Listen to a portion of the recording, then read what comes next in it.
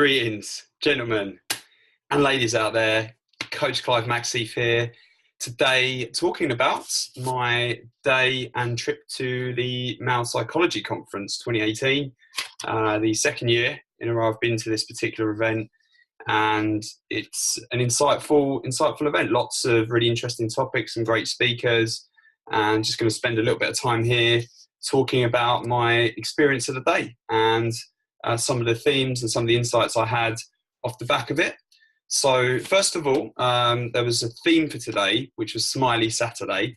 And that theme was more directed towards positive psychology and celebrating masculine to the positive.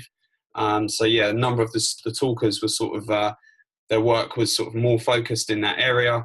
And my general overview sort of feeling the day was, there was it's amazing. There's so much great work going on out there, whether that's with groups of guys, one-to-one, and in all sorts of different areas. There was some speakers there from the NHS who were doing work in that area.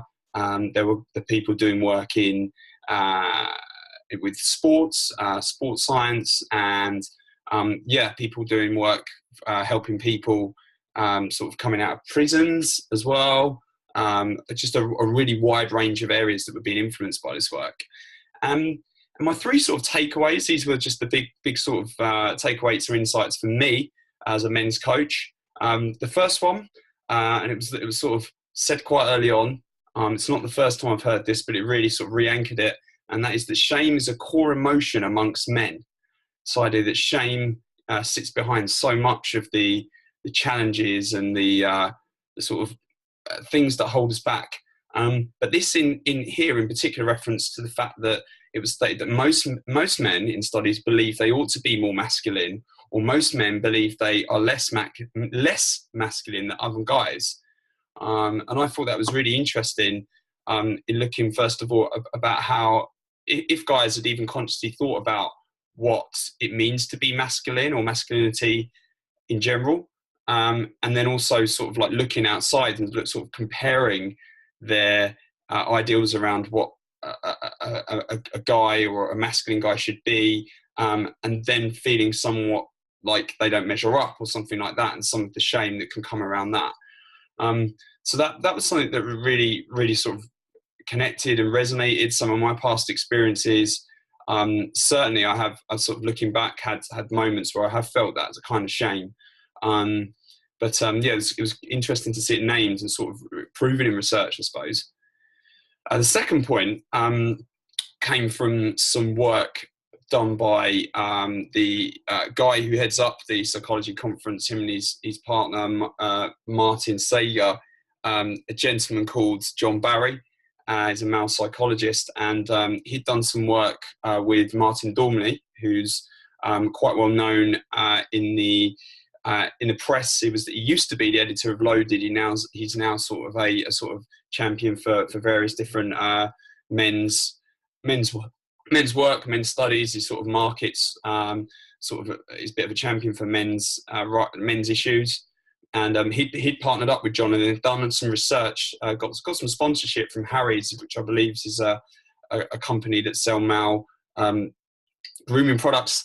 And they carried out some research, some quite detailed research, 2,000 guys across the British Isles, Great British Isles, asking them questions about sort of positive mental attitudes and men and positive mental attitudes. And what the work had shown was a number of trends. One was the importance of job satisfaction and how pivotal that was to the sort of well-being and psychology of a man. That obviously, in correlating with the struggles that sort of unemployed men and women can have, and loss of identity and all that stuff. But it was sort of, really highlighted in their work. The second point, which they sort of felt was surprising, and I did too, is that single men reported to be least mentally positive than gents in relationships, or particularly guys that are married. And that kind of sort of runs against this idea that, sort of single guys that are out there kind of parading around, having all the quote unquote good times, are sort of mentally, yeah, very happy and positive, and sort of where guys in relationships are kind of, held back or kind of like left wanting. And it was actually the other way around, and it was actually seen that, yeah, that guys in relationships, and particularly in marriages and partnerships, were seemingly reporting high levels of positive mental attitude, which was incredibly interesting. And yeah, I've noted that particular report is available online. So if you want to find out more about the work that those gents have done there, you can sort of, yeah, type, if you search for the Harry report, then I just confirm that is the case. Yeah, the Harry's masculinity report. Harry's is in HRRYS. You'll find that report, and you can sort of see all the statistics and some of the other findings that came out of that work. Some particularly interesting points around values.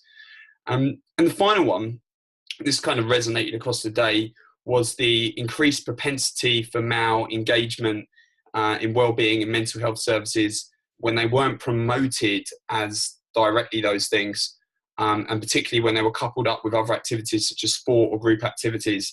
So there was this idea of that yeah, sort of like groups or where there's sort of activities involved that can be a gateway for men into mental health services and getting those services that they need, and accessing, yeah, sort of well-being services also. So because yeah, there's clearly a reported disconnect between the guys who need help and them directly engaging in those sorts of services. And yeah, there's some great examples.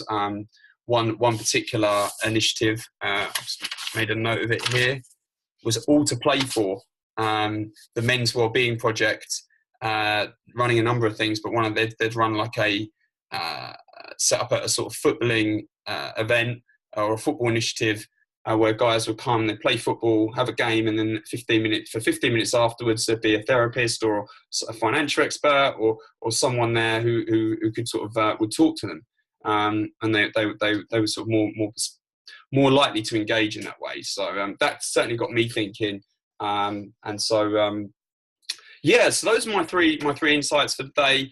I would yeah, if you're interested in finding out more about male psychology, if you head over to www.malepsychology.org.uk, they've been going for a number of years now. They've already saying their next conference 2019, and they're a great group of guys. As you know, they really do work hard. And as part of this video, I would like to acknowledge them and their team for the day they put on. So thank you to John and to Martin and all the other people that were involved today. It was an absolute pleasure to attend. In terms of me and my work, if you're interested in finding out more about men's coaching and my particular services, all I do is over at www.mensactionprojects.com.